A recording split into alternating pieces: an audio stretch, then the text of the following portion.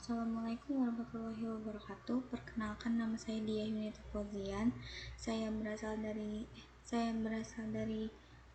kelas Rombel C angkatan 2024. Di sini izinkan saya untuk menjelaskan tentang materi pembahasan kelompok kami yang sudah kami diskusikan minggu lalu. Baik, dengan judul Masa Depan Pancasila Membangun Solusi untuk Tantangan Era Disrupsi. Untuk menghadapi era disrupsi, landasan masa depan Pancasila mencakup beberapa aspek strategis yang memungkinkan nilai-nilai Pancasila tetap relevan dan menjadi dasar dalam membangun solusi yang efektif. Era disrupsi adalah masa perubahan besar yang ditandai dengan kemajuan teknologi yang sangat cepat. Penggunaan teknologi dan media sosial terus meningkat di seluruh kalangan.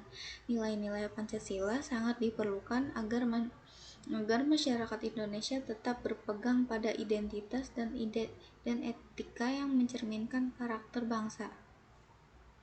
Strategi menghadapi tantangan disrupsi melalui penguatan peran Pancasila terdapat adanya di berbagai bidang, yaitu ada di bidang pendidikan. Nilai Pancasila di tingkat sekolah dasar merupakan bagian dari jalur pendidikan pembelajaran, karena kegiatan yang dilakukan merupakan langkah awal yang berkaitan dengan pembelajaran meliputi kognitif, afektif, dan psikomotorik. Ada beberapa kegiatan di sekolah dasar yang dapat berkontribusi dalam menguatkan nilai-nilai Pancasila, yaitu musyawarah kelas, pengibaran bendera, memberikan pendidikan karakter, dan kegiatan lainnya. Sedangkan di bidang politik, dalam bidang politik, Pancasila mengalami perkembangan yang meliputi hak asasi manusia, hukum, kelembagaan negara, serta demokrasi. Kedudukan Pancasila sebagai landasan politik hukum nasional, yang artinya bahwa setiap aspek politik hukum bangsa harus berlandaskan pada nilai-nilai dalam 5 sila Pancasila.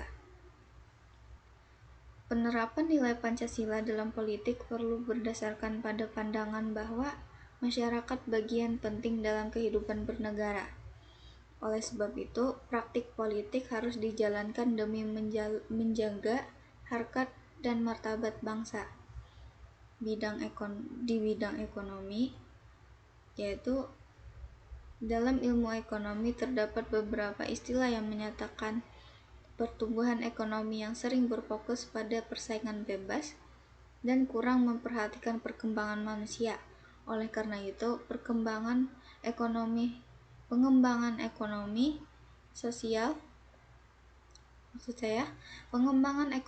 seharusnya diarahkan dan ditata dengan baik untuk meningkatkan kesejahteraan seluruh masyarakat Indonesia.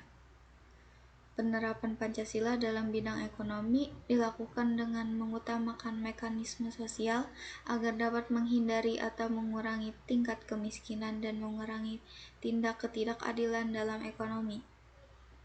Kemudian ada di bidang sosial. Bidang sosial, kita perlu mengutamakan nilai-nilai sosial dalam masyarakat serta mendorong sikap saling membantu, kekeluargaan, dan kerjasama. Kemudian ada inovasi pendidikan Pancasila dan implementasinya di era digital. Pendekatan seperti penggunaan teknologi, pembelajaran berbasis proyek, pemanfaatan media sosial, kerjasama dengan komunitas dan organisasi merupakan strategi yang dapat diterapkan. Dengan pendekatan ini, nilai-nilai Pancasila bisa diterapkan dan menjadi pegangan hidup bagi generasi saat ini. Kemudian ada penerapan nilai-nilai Pancasila di dunia pendidikan, yaitu memanfaatkan teknologi sebagai alat pembelajaran, melaksanakan program-program yang membentuk karakter siswa, membimbing dan memberikan pemahaman kepada siswa tentang nilai-nilai Pancasila. Dan yang terakhir, peran masyarakat dan pemerintah untuk mempertahankan relevansi Pancasila di masa yang akan datang. yaitu yang pertama mengamalkan nilai-nilai Pancasila dalam kehidupan sehari-hari, kemudian memperkuat Pancasila melalui pendekatan budaya, dan menegakkan hukum terhadap hal-hal yang bertentangan dengan nilai-nilai Pancasila. Sekian, mungkin itu saja yang dapat saya sampaikan. Mohon maaf jika terdapat salah kata. Sekian, terima kasih.